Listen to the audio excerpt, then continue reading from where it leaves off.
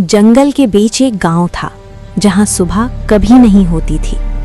लोग कहते थे वहां रहने वाली औरतें इंसान नहीं रहीं बल्कि यादें खाती थीं। मैं जब उस गांव में दाखिल हुई तो पहली चीज जो महसूस हुई वो थी सांस का बोझ, जैसे हवा मुझे पहचान रही हो। हर घर के दरवाजे पर नमक और हड्डी का निशान बना था और हर छत से काली रस्सी लटक रही थी। अचानक गांव की सब घंटियां बज उठीं। औरतें घरों से निकलीं, आंखें खुलीं, चेहरे बिल्कुल खाली।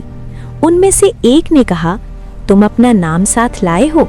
मैंने सिर हिला दिया। उसने मुस्कुराते हुए कहा, फिर तुम जिंदा नहीं जाओगे।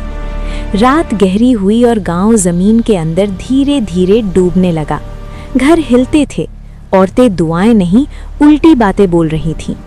मैं भागा, लेकिन रास्ता घूमकर फिर उसी गांव में आ जाता। सुबह जब आंख खुली तो मैं शहर में थे, मगर शीशे में देखा तो मेरी परछाई मेरे साथ नहीं हिल रही थी। और रात को जब मैं सोती हूँ, किसी औरत की आवाज आती है, अपना नाम वापस दे दो।